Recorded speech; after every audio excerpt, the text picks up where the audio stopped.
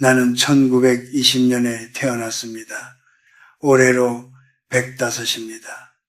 어쩌면 이 나이까지 살아있다는 사실 자체가 하나의 기적일지도 모르겠습니다. 그러나 기적이라고 해서 매일이 가벼운 것은 아닙니다.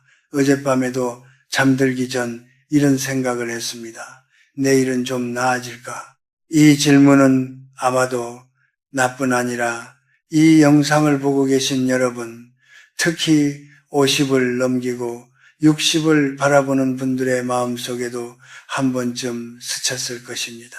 하지만 아침이 오면 현실은 조용히 그러나 분명하게 대답합니다. 몸은 여전히 무겁고 무릎은 계단을 오르기 전부터 이미 불평을 시작합니다. 침대에서 몸을 일으키는 데에도 잠깐의 각오가 필요합니다. 예전에는 눈을 뜨면 곧장 일어나 하루를 맞이했는데 이제는 몇 분간 천장을 바라보며 숨을 고르는 시간이 먼저입니다. 식탁에 앉으면 더 또렷해집니다. 배우자가 앉던 자리는 여전히 비어 있습니다. 50년을 함께한 사람입니다. 젊은 날엔 다투기도 했고 서로를 이해하지 못해 상처를 주기도 했습니다. 그러나 시간이 흐를수록 우리는 말이 줄어들었습니다. 말이 줄어든 것이 사랑이 식어서가 아니라 굳이 말하지 않아도 서로의 마음을 알게 되었기 때문입니다. 그런 사람이 먼저 떠난 뒤 집은 그대로인데 집의 온도가 달라졌습니다. 난방을 올려도 채워지지 않는 빈자리가 있습니다. TV를 켜보지만 소리는 배경음처럼 흐를 뿐입니다. 자식에게 전화를 걸까 하다가도 멈춥니다. 바쁘겠지 그 한마디로 스스로를 설득합니다. 일주일에 한 번 오는 전화, 아버지 잘 지내세요? 라는 짧은 인사 속에는 분명 사랑이 담겨 있습니다. 그러나 통화가 끝나고 나면 사랑과는 별개로 고요가 다시 방안을 채웁니다. 한국보건사회연구원의 조사에 따르면 60세 이상 노인의 상당수가 요즘 삶이 고통스럽다고 답했다고 합니다. 수치는 냉정합니다. 그러나 나는 그 숫자를 통계로 보지 않습니다. 그것은 내 친구들의 얼굴이고 경로당에서 만난 이웃들의 한숨이며 내 제자들의 부모님 이야기이기 때문입니다. 숫자 뒤에는 언제나 사람이 있습니다. 젊었을 때는 달랐습니다. 가난해도 괜찮았습니다. 조금만 더 버티면 나아질 것이라 믿었습니다. 실제로 그랬습니다. 전쟁을 겪고 폐허 위에서 다시 교단에 섰고 학생들을 가르치며 세상이 변하는 것을 보았습니다. 힘든 일이 지나가면 반드시 조금은 편해졌습니다. 그래서 나는 내일이라는 말을 믿었습니다. 그러나 나이가 들수록 깨닫습니다. 이제는 더 나아진다기보다 조금씩 줄어든다는 표현이 더 정확하다는 것을. 체력은 줄고 친구는 줄고 할 수 있는 일은 줄어듭니다. 대신 약통은 늘어나고 병원 예약 날짜는 달력에 더 자주 적힙니다. 어느 날 의사가 말했습니다. 연세가 있으시니까 어쩔 수 없습니다. 그 말은 의학적인 설명이었겠지만 내게는 선언처럼 들렸습니다. 나이가 들면 아픈 것이 당연하다는 선언.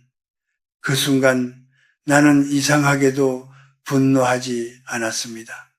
오히려 고개를 끄덕였습니다. 맞습니다. 나는 지금 100년을 넘게 살았습니다. 시간이 내 몸을 그냥 두었을 리가 없습니다. 프랑스의 한 작가는 이렇게 말했습니다. 노년은 상실의 시간이 아니라 정리의 시간이다. 젊은 시절에는 무언가를 더 얻기 위해 살았다면 노년은 무엇을 내려놓을 것인가를 배우는 시기라는 뜻일 것입니다. 나는 이 말을 교단에서 학생들에게 인용해 주곤 했습니다. 그때는 머리로만 이해했습니다. 지금은 온 몸으로 이해합니다. 아침에 거울을 보면 주름진 얼굴이 나를 바라봅니다. 20살, 30살의 사진을 꺼내보면 전혀 다른 사람이 서 있습니다. 그 얼굴로 돌아가고 싶지 않느냐고 묻는다면 솔직히 말해 약간은 그렇습니다. 그러나 동시에 압니다. 그 시절로 돌아간다 해도 나는 또다시 같은 실수를 하고 같은 욕심을 부리며 같은 후회를 반복할 것이라는 것을 시간은 앞으로만 흐릅니다. 그리고 우리는 그 흐름 위에 서 있습니다. 뒤를 돌아보며 아쉬워할 수는 있지만 거슬러 오를 수는 없습니다. 이 단순한 사실이 나이가 들수록 점점 더 또렷하게 다가옵니다. 그러니 아침마다 떠오르는 질문, 내일은 좀 나아질까? 라는 물음은 사실 이렇게 바뀌어야 할지도 모릅니다. 오늘을 어떻게 견딜 것인가? 혹은 오늘 안에서 무엇을 받아들일 것인가? 나는 105해를 살며 깨달았습니다. 삶이 우리에게 주는 가장 큰 시험은 고통 자체가 아니라 변하지 않는 현실을 어떻게 바라보느냐에 있다는 것을. 고통은 분명 존재합니다. 그러나 그것을 부정한다고 해서 사라지지는 않습니다. 오히려 인정하는 순간 아주 미세하지만 다른 종류의 숨결이 생깁니다. 지금 이 영상을 보고 계신 여러분, 혹시 오늘 아침 같은 생각을 하셨습니까? 몸이 무겁고 하루가 길게 느껴지고 내일이 특별히 달라질 것 같지 않다는 생각. 그렇다면 저는 말씀드리고 싶습니다. 그것은 이상한 감정이 아닙니다. 오히려 아주 자연스러운 나이든 인간의 솔직한 감각입니다. 이제 우리는 다음 질문으로 나아가야 합니다. 왜 늙음과 상실은 이렇게까지 깊은 아픔을 남기는가? 그리고 우리는 그 시간을 어떻게 건너야 하는가? 나는 수많은 장례식에 다녀왔습니다. 친구의 장례식, 동료 교수의 장례식, 제자의 부모님 장례식, 그리고 마침내 내 아내의 장례식까지 100년을 넘게 살다 보니 떠나는 사람보다 남는 사람이 되는 시간이 길어졌습니다. 젊은 시절에는 죽음이 뉴스 속 이야기였지만 이제는 전화벨 소리만 울려도 가슴이 먼저 내려앉습니다. 늙음은 어느 날 갑자기 오지 않습니다. 아주 천천히 그러나 분명하게 다가옵니다. 계단을 오를 때 한 번 쉬게 되고 돋보기 없이 신문을 읽기 어려워지고 밤중에 한 번 깨면 다시 잠들기 어려워집니다. 몸이 보내는 신호는 조용하지만 끈질깁니다. 나는 오랫동안 그 신호를 무시하려 했습니다. 나는 아직 괜찮다고 스스로를 설득했습니다. 그러나 몸은 정직합니다. 시간 앞에서 누구도 예외가 아닙니다. 한국은 이제 세계에서 가장 빠르게 늙어가는 나라 중 하나가 되었습니다. 통계청 자료에 따르면 고령 인구 비율은 해마다 가파르게 상승하고 있습니다. 이 숫자는 단순한 인구 구조의 변화가 아닙니다. 그것은 각 가정의 식탁 위, 병원 대기실, 텅 빈 거실, 소파 위에 놓인 현실입니다. 나 혼자 늙는 것이 아니라 사회 전체가 함께 늙어가고 있습니다. 나는 교단에 서 있던 시절 학생들에게 이런 말을 자주 했습니다. 젊음은 가능성의 시간이고 노년은 진실의 시간이다. 젊을 때는 무엇이든 될 수 있다고 믿습니다. 그러나 나이가 들면 무엇이 될 수 없는지가 더 또렷해집니다. 돌아갈 수 없는 시간, 회복되지 않는 체력, 다시는 잡을 수 없는 손, 이 불가능의 목록이 길어질수록 마음은 조금씩 움츠러듭니다. 아내가 아프다고 했던 날을 나는 아직도 잊지 못합니다. 병원 진료실에서 의사의 표정이 바뀌는 순간 세상이 잠시 멈춘 듯 했습니다. 그날 이후 우리의 일상은 병원 일정표에 맞춰 돌아갔습니다. 나는 강의하듯 차분하게 설명을 들었지만 집으로 돌아오는 길에는 손이 떨렸습니다. 아내의 손을 잡고 괜찮아 라고 말했지만 사실은 내가 더 두려웠습니다. 간병은 사랑의 또 다른 얼굴입니다. 밤새 뒤척이는 숨소리를 듣고 약 시간을 챙기고 고통을 대신해 줄 수 없다는 무력감을 견디는 일. 그리고 어느 날 그 숨소리가 멈추는 순간 장례를 치르고 집으로 돌아왔을 때 나는 문 앞에서 한참을 서 있었습니다.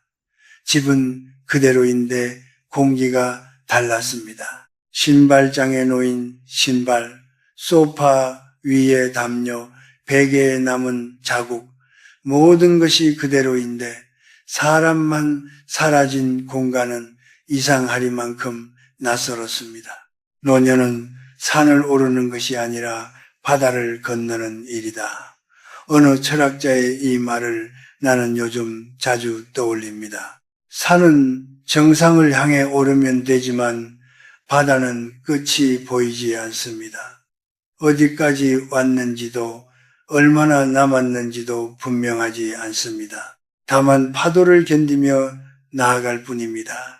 상실은 그 바다 위에서 만나는 큰 파도와 같습니다. 피할 수 없고 때로는 숨을 막히게 합니다. 친구가 세상을 떠났다는 전화를 받았을 때도 그랬습니다. 지난주까지 통화했던 사람입니다. 다음에 만나자고 했던 약속은 영원히 지켜지지 않게 되었습니다. 영정사진 속 친구는 젊은 날의 얼굴로 웃고 있었습니다. 나는 그 앞에서 한참을 서 있었습니다. 이제는 정말 내 차례가 가까워지는구나 하는 생각이 조용히 스며들었습니다. 두렵지 않느냐고 묻는다면 솔직히 말해 두렵습니다. 그러나 동시에 압니다. 두려워한다고 해서 피할 수 있는 길은 없다는 것을 100년을 넘게 살며 내가 배운 가장 단순한 진리는 이것입니다. 시간은 누구도 기다려주지 않으며 누구도 예외로 두지 않습니다. 그렇다면 왜 이 상실은 이렇게까지 깊은 아픔을 남길까요? 나는 오랫동안 그 이유를 생각했습니다. 단순히 사람이 떠났기 때문만은 아닙니다. 함께 보냈던 시간, 공유했던 기억, 나를 증명해 주던 존재가 사라졌기 때문입니다. 아내는 내 삶의 절반이었고 친구들은 내 젊음을 기억해 주는 사람들이었습니다. 그들이 떠날 때 나는 나 자신의 일부도 함께 잃는 느낌을 받았습니다. 그러나 또 한편으로는 이런 생각도 들었습니다. 우리가 그토록 깊이 아파하는 이유는 그만큼 깊이 사랑했기 때문이 아닐까? 상실의 크기는 사랑의 크기와 비례합니다. 그렇다면 이 아픔은 저주가 아니라 한때 진심으로 살았다는 증거일지도 모릅니다. 여러분은 어떠십니까? 부모를 떠나보냈거나 친구의 부고를 들었거나 혹은 아직은 건강하지만 언젠가 올 이별을 생각하며 마음 한켠이 서늘해진 적이 있지 않습니까? 그렇다면 그것은 약함이 아니라 인간으로서 지극히 정상적인 감각입니다. 늙음과 상실은 피할 수 없습니다. 그러나 그것이 곧 삶의 실패를 의미하지는 않습니다. 오히려 그것은 우리가 끝까지 살아냈다는 증표입니다. 중요한 것은 이 거대한 바다를 어떤 마음으로 건널 것인가입니다. 이제 우리는 한 걸음 더 깊이 들어가야 합니다. 이 모든 고통의 밑바닥에는 무엇이 흐르고 있는가? 우리는 왜 이렇게까지 아파하며 무엇 때문에 이토록 흔들리는가? 나는 오랫동안 고통의 뿌리를 찾으려 애썼습니다. 젊은 시절에는 사회 구조를 탓했고 나이가 들어서는 운명을 탓했습니다. 그러나 100년을 넘게 살아보니 고통의 가장 깊은 곳에는 언제나 원함이 자리하고 있음을 보게 되었습니다. 아침에 눈을 뜨며 우리는 생각합니다. 오늘은 몸이 좀 가벼웠으면 좋겠다. 점심 무렵에는 기대합니다. 자식에게서 전화가 오면 좋겠다. 저녁이 되면 또 바랄 것입니다. 내일은 조금 달라지면 좋겠다. 이 모든 문장에는 공통점이 있습니다. 지금 이 순간이 충분하지 않다는 전제가 깔려 있습니다. 바로 그 지점에서 고통은 시작됩니다. 나는 젊은 시절 가난했습니다. 전쟁 직후의 교단은 난방도 제대로 되지 않았고 월급은 늘 빠듯했습니다. 그때 나는 간절히 원했습니다. 조금만 더 안정되면 행복할 텐데 열심히 연구하고 강의를 늘리고 책을 냈습니다. 결국 생활은 나아졌습니다. 그러나 신기하게도 마음은 오래 머물러 있지 않았습니다. 더 넓은 집을 원했고 더 높은 자리, 더 많은 인정을 바랐습니다.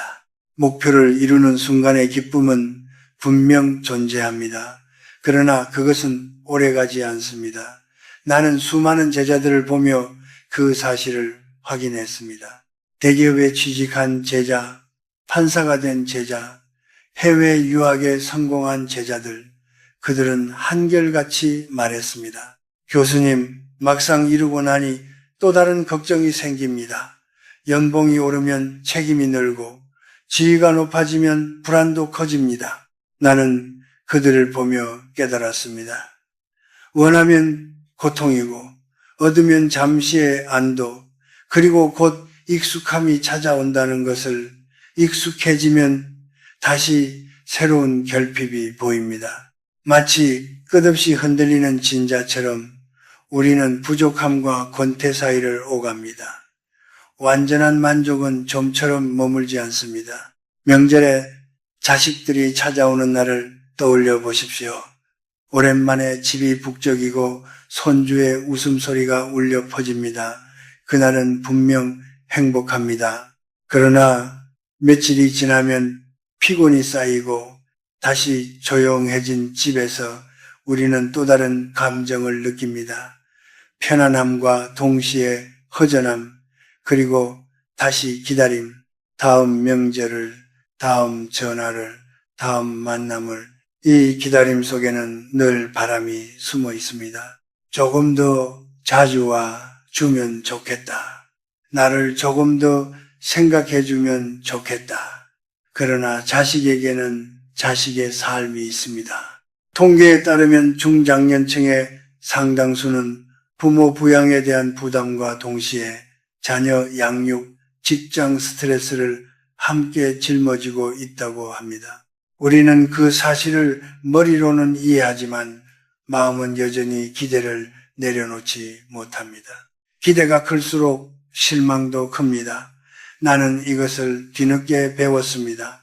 젊은 날에는 기대가 삶의 동력이라고 믿었습니다. 그러나 노년에 이르러 보니 기대는 때로 마음을 묶는 끈이 되기도 합니다. 끈이 팽팽할수록 끊어질 때의 충격은 큽니다. 어느 날 나는 스스로에게 물었습니다. 정말 필요한 것이 무엇인가?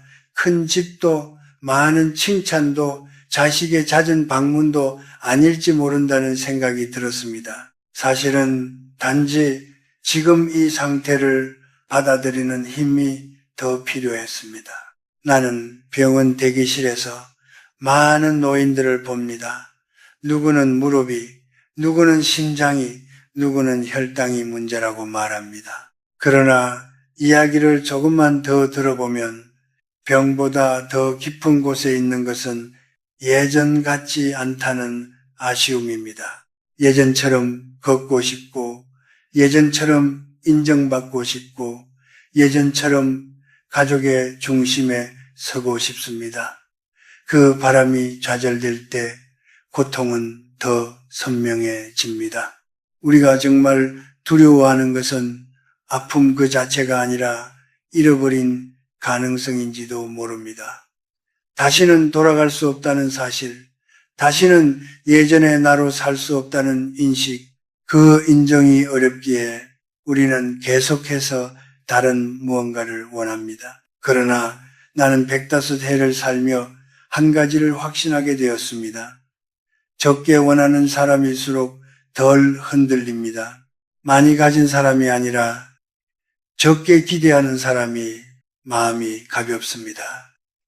젊은 날에는 욕망이 나를 앞으로 밀어주었지만 노년에는 그 욕망이 나를 지치게 했습니다. 그래서 나는 조금씩 줄이기 시작했습니다. 자식에게 왜 자주 오지 않느냐고 묻지 않았고, 친구에게 왜 연락이 없느냐고 따지지 않았습니다. 대신 생각했습니다. 그럴 수도 있지. 이 한 문장은 놀라울 만큼 많은 고통을 덜어주었습니다. 여러분은 지금 무엇을 가장 간절히 원하고 있습니까? 혹시 그 바람이 여러분을 더 힘들게 만들고 있지는 않습니까?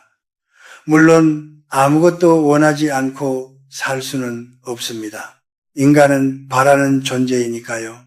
그러나 바람의 크기를 줄일 수는 있습니다. 기대의 높이를 조금 낮출 수는 있습니다. 고통의 정체는 거창하지 않습니다. 아주 일상적인 문장 속에 숨어 있습니다. 했으면 좋겠다. 그 문장이 조금씩 줄어들 때 우리는 생각보다 더 고요해질 수 있습니다. 이제 우리는 다음 단계로 나아가야 합니다. 그렇다면 이 고통을 안고 이 욕망을 품은 채로 우리는 어떻게 살아야 할 것인가? 100년을 넘긴 내가 끝내 붙잡은 삶의 태도는 무엇이었는가? 나는 오랜 세월 강단에 서며 수많은 이론을 가르쳤지만 정작 내 삶을 구해준 것은 거창한 철학이 아니라 아주 단순한 태도였습니다. 고통을 없애는 방법이 아니라 고통과 함께 사는 방법을 배우는 것. 그것이 내가 105해를 건너오며 끝내 붙잡은 결론입니다. 첫째, 나는 고통을 외면하지 않기로 했습니다. 젊었을 때는 힘들면 더 바쁘게 움직였습니다. 연구를 늘리고 사람을 더 만나고 성취로 감정을 덮으려 했습니다. 그러나 노년에는 그럴 힘이 없습니다. 대신 나는 아픔을 인정했습니다. 그래, 오늘은 무릎이 아프구나. 그래, 오늘은 유난히 외롭구나.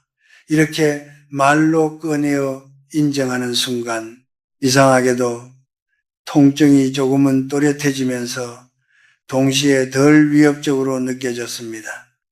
막연한 두려움은 클수록 무섭지만 이름 붙여진 고통은 조금 작아집니다. 둘째, 욕망을 줄이는 연습을 했습니다.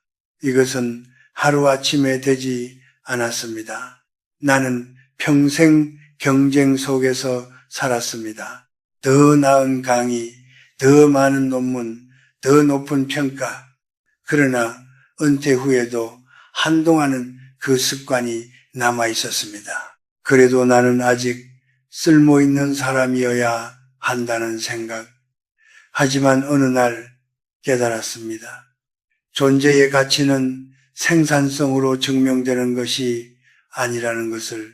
나는 아침 계획을 단순하게 바꾸었습니다. 밥을 먹고 잠시 산책을 하고 책을 몇 쪽 읽고 낮잠을 자는 것, 이것이면 충분했습니다.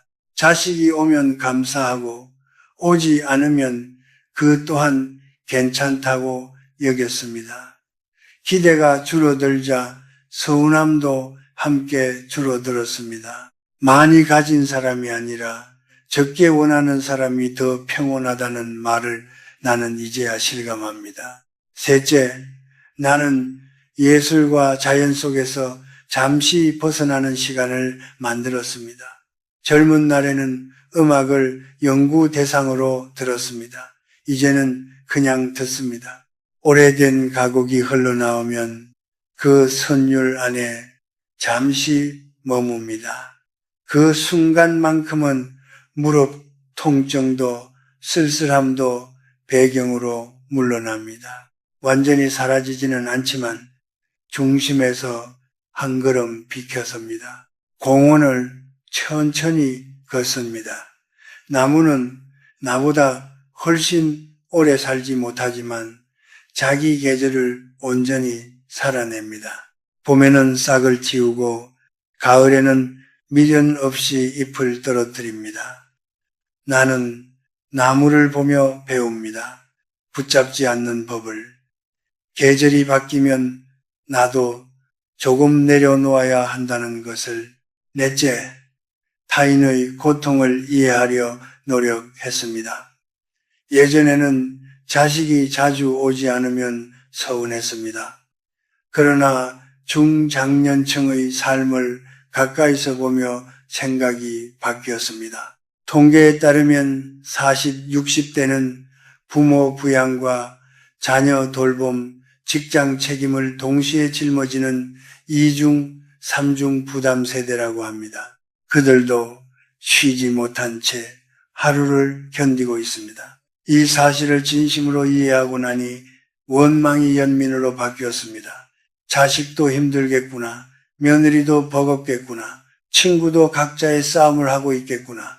모두가 같은 바다 위에 떠 있다는 사실을 받아들이자 나만의 외로움이 조금은 옅어졌습니다. 경로당에서 만난 또래들과 나누는 짧은 대화 속에서도 나만 이런 게 아니구나 하는 안도가 있었습니다.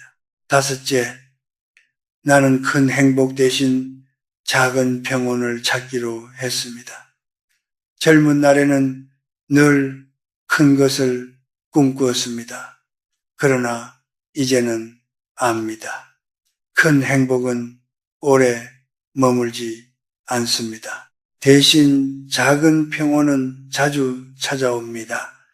아침 창문을 열 때 스치는 공기, 따뜻한 차 한 잔의 온기, 해질 무렵 붉게 물드는 하늘, 이런 순간들은 소리 없이 지나가지만 마음을 고요하게 만듭니다. 나는 하루가 끝날 때 스스로에게 묻습니다. 오늘 평온했던 순간이 있었는가? 길지 않아도 괜찮습니다.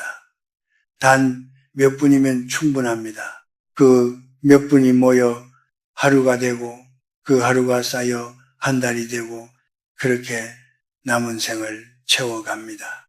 여러분께도 묻고 싶습니다. 지금 이 순간 꼭 붙잡고 있는 기대가 하나 있지 않습니까? 혹시 그것을 조금 내려놓는다면 숨이 조금은 편해지지 않겠습니까? 우리는 더 이상 모든 것을 이룰 나이가 아닐지도 모릅니다. 그러나 여전히 태도를 선택할 수 있는 나이입니다. 이제 마지막으로 남은 질문이 있습니다. 이 모든 고통과 평온을 안고 결국 우리가 맞이하게 될 죽음은 어떻게 바라보아야 하는가? 나는 그 질문 앞에서 오래 서 있었습니다. 그리고 마침내 나름의 답을 얻게 되었습니다. 나는 이미 여러 번 죽음의 문턱을 가까이에서 보았습니다. 전쟁터에서 동료를 잃었고 병원 중환자실 앞에서 밤을 새웠으며 사랑하는 아내의 마지막 숨을 지켜보았습니다. 그러니 이제와 죽음을 모른 척 할 수는 없습니다. 105해를 살았다면 죽음은 두려움이기 이전에 예정된 약속과도 같습니다. 젊었을 때 나는 죽음을 실패로 여겼습니다. 아직 해야 할 일이 남았는데, 아직 이루지 못한 것이 많은데 너무 이르다고 생각했습니다. 그러나 노년에 들어서자 생각이 조금 달라졌습니다. 이제는 대부분의 역할을 내려놓았습니다. 교수라는 직함도, 가장이라는 책임도, 사회적 자리도 하나씩 정리되었습니다. 남은 것은 한 인간으로서의 나 자신뿐입니다. 어느 노철학자는 말했습니다. 노년은 삶의 결산서다. 이 말이 나는 참 좋습니다. 결산서는 이익과 손실을 모두 기록합니다. 잘한 일도, 후회되는 일도, 사랑도, 상처도 빠짐없이 적힙니다. 그리고 마지막에 남는 숫자가 바로 나입니다. 완벽하지 않아도 괜찮습니다. 적자가 조금 있어도 괜찮습니다. 중요한 것은 끝까지 장부를 덮지 않고 살아냈다는 사실입니다. 나는 가끔 이런 상상을 합니다. 죽음이 아주 조용히 내 어깨를 두드린다면 나는 어떤 표정으로 돌아볼 것인가? 예전 같으면 억울함이 먼저였을 것입니다. 조금만 더 시간을 달라고 매달렸을지도 모릅니다. 그러나 지금은 생각이 다릅니다. 이미 충분히 긴 시간을 살았습니다. 사랑도 해보았고, 실패도 해보았고, 제자들의 성장을 지켜보았습니다. 울고 웃으며 계절을 100번 넘게 건넜습니다. 죽음을 두려워하는 이유는 그것이 미지이기 때문일 것입니다. 그러나 한편으로는 이렇게도 생각해 봅니다. 우리가 매일 밤 잠들 때 잠이 완전히 어떤 상태인지 알지 못해도 두려워하지는 않습니다. 그저 몸을 맡깁니다. 죽음도 어쩌면 더 깊은 잠과 비슷할지 모릅니다. 더 이상 원하지 않아도 되고, 더 이상 비교하지 않아도 되며, 더 이상 아픔을 견디지 않아도 되는 상태. 나는 죽음을 미워하고 싶지는 않습니다. 사랑하는 사람을 남겨두고 떠나는 일은 여전히 아프고, 남겨진 사람의 눈물은 무겁습니다. 그러나 적어도 나 자신의 죽음에 대해서만큼은 조금은 담담해지고 싶습니다. 그것은 삶을 포기하는 태도가 아니라 삶을 끝까지 인정하는 태도라고 믿습니다. 지금 이 영상을 보고 계신 40대, 50대, 60대 여러분께 조용히 말씀드리고 싶습니다. 죽음은 아직 멀어 보일지 모릅니다. 그러나 언젠가는 모두에게 다가옵니다. 중요한 것은 언제 오느냐가 아니라 그때까지 어떻게 살 것이냐입니다. 혹시 아직도 마음속에 미처 풀지 못한 원망이 있습니까? 부모에 대한, 자식에 대한, 배우자에 대한, 혹은 자기 자신에 대한 죽음이 가까워질수록 그런 감정은 짐이 됩니다. 가능하다면 지금 조금씩 내려놓으십시오. 용서가 완벽하지 않아도 괜찮습니다. 다만 붙잡고만 있지는 마십시오. 나는 요즘 하루를 마치며 이렇게 중얼거립니다. 오늘도 잘 살았다. 거창한 성취가 없어도 괜찮습니다. 큰 기쁨이 없어도 괜찮습니다. 아침에 눈을 떴고 새끼를 먹었고 잠시 햇빛을 보았고 누군가를 떠올렸다면 그것으로 충분합니다. 삶은 거대한 축제가 아니라 조용한 연속입니다. 삶이 본질적으로 고통의 요소를 품고 있다는 사실을 부정하지 마십시오. 늙음과 상실, 외로움과 욕망은 누구에게나 찾아옵니다. 그러나 그것을 직시하고 욕망을 조금 줄이고 작은 평온을 모으며 타인의 고통을 이해하려 애쓰는 순간 우리는 이미 한 단계 성숙해집니다. 죽음은 모든 것을 빼앗는 도둑이 아니라 긴 여정을 마무리하는 종착역일지도 모릅니다. 종착역이 있기에 우리는 지금 이 순간의 풍경을 더 또렷이 볼 수 있습니다. 끝이 있음을 알기에 오늘의 차 한 잔이 더 따뜻해집니다. 105해를 산 한 늙은 교수가 감히 말합니다. 인생은 완벽하지 않았습니다. 그러나 충분히 의미 있었습니다. 고통이 있었기에 사유가 깊어졌고 상실이 있었기에 사랑의 크기를 알았습니다. 욕망에 흔들렸기에 내려놓음의 가치를 배웠습니다. 여러분도 할 수 있습니다. 내일이 조금 더 나아지지 않을 것 같아 보여도 오늘을 담담히 살아내는 것, 그것이 결국 가장 큰 용기입니다. 그리고 그 용기를 쌓아가는 사람에게 삶은 마지막 순간까지도 조용한 존엄을 선물합니다. 이 긴 이야기가 여러분의 밤에 작은 등불이 되기를 바랍니다. 삶은 때로 무겁지만 받아들이는 순간 우리는 조금 자유로워집니다. 오늘도 여러분의 담담한 걸음을 응원합니다.